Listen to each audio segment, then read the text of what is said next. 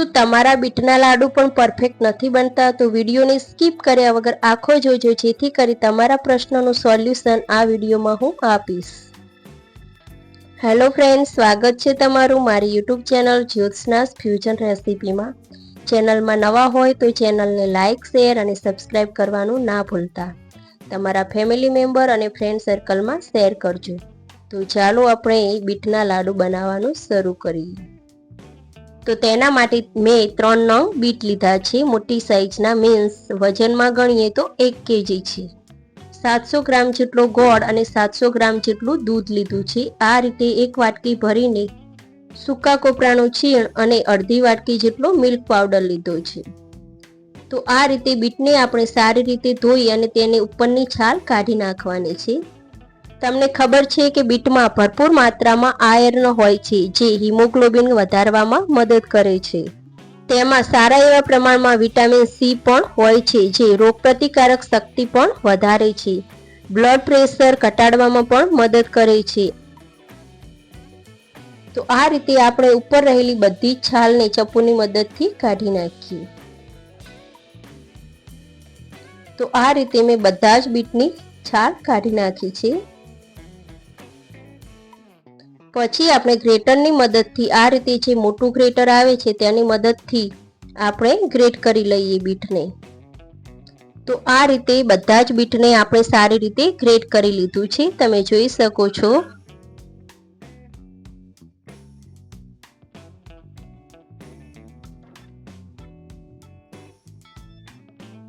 તેમાં એડ કરવા માટે 2 ચમચી કાજુ, 2 ચમચી બદામ અને 2 ચમચી પિસ્તા લીધેલા છે, અને તેનો આપણે પાવડર બનાવી લઈશું. 1 ચમચી જેટલો ઇલાયચીનો પાવડર લેવાનો છે. અને આ રીતે મેં ગોળને પણ સારી રીતે કતરણ કરવાનો અથવા તો ગ્રેટરની મદદથી ગ્રેટ કરી લેવાનો. જે બીટ ગ્રેટ કર્યું તેનાથી જ મેં ગ્રેટ કરી લીધો છે. મોટી જાડા તળિયાવાળી કઢાઈ લેવાની છે, તેમાં 2 ચમચી જેટલું ઘી એડ કરીએ અને ગ્રેટ કરેલું બીટ એડ કરી અને સારી રીતે મિક્સ કરી લઈએ. ગેસની ફ્લેમ સ્લો જ રાખવાની છે. બીટ જ્યાં સુધી સોફ્ટ થાય ત્યાં સુધી આપણે તેને થવા દેવાનું છે.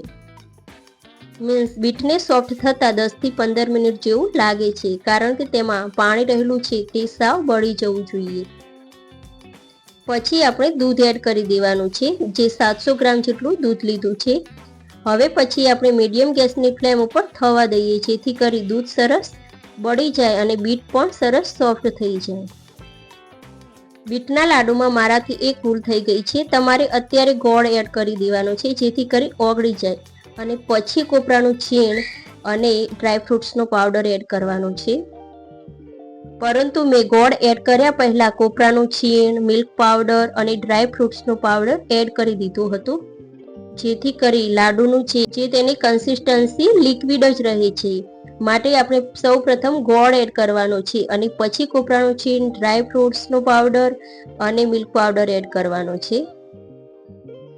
પરંતુ મારી પાસે વધારે અવેલેબલ હતો મિલ્ક પાવડર, ડ્રાયફ્રૂટ્સ અને કોપરાનું છીણ, તો મેં પાછળથી વધારે એડ કરી અને એડજસ્ટ કરી લીધું છે.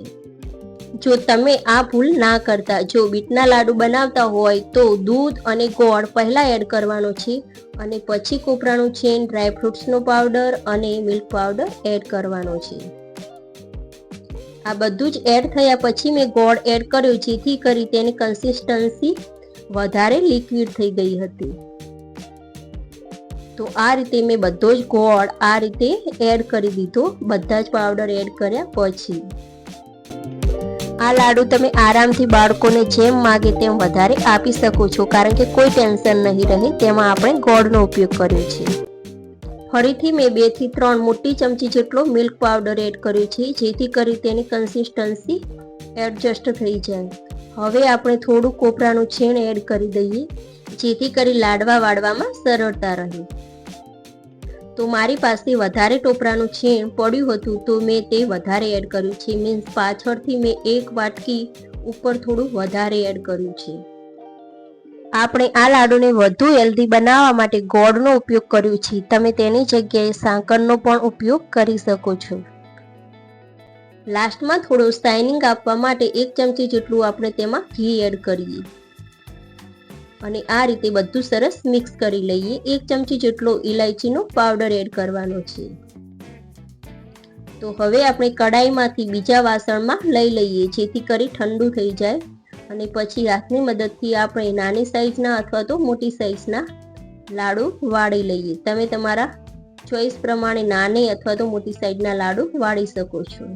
આ રીતે આપણે થાળીમાં સૂકા કોપરાનું છીણ લઈ અને લાડુને કોટિંગ કરી લઈએ સૂકા કોપરાના છીણથી. તો આ રીતે આપણે બધા જ લાડુને તૈયાર કરી લઈએ. જો અમુક રસોઈ બનાવવામાં તમારાથી પણ આવી ભૂલ થતી હોય તો તમે મને કોમેન્ટ સેક્શનમાં ચોક્કસથી જણાવજો, જેનું સોલ્યુશન હું તમને કોમેન્ટ સેક્શનમાં ચોક્કસથી આપીશ. તો આ રીતે આપણે નાના બાળકોથી લઈ અને મોટાને બધાને જ ભાવે તેવા હેલ્ધી તથા ટેસ્ટી બીટના લાડુ રેડી કરી લીધા છે. થોડા વર્ષો પહેલા ઇટાલીમાં સંશોધનો દ્વારા એ દર્શાવવામાં આવ્યું હતું કે બીટ એ કોલોન કેન્સર કોષોને નષ્ટ કરે છે અને તે લેબોરેટરીમાં આવું કરવામાં સફળ રહ્યા હતા. તો શિયાળા દરમિયાન બીટ ખાવું ખૂબ જ લાભદાયી છે. આમ તો એકલું બીટ હરમું લાગતું હોય છે, પરંતુ તેને આ રીતે ઓપ્શનમાં લાડુ ખાસ કરીને આપણે બનાવીએ તો તે ખૂબ જ પસંદ આવે છે, ખાસ કરીને બાળકોને. તો આજની મારી રેસીપી પસંદ આવી હોય તો ચેનલને લાઈક, શેર અને સબસ્ક્રાઈબ કરવાનું ના ભૂલતા. તો ચાલો મળીએ નવી નેક્સ્ટ રેસીપી સાથે. Thank you for watching. By.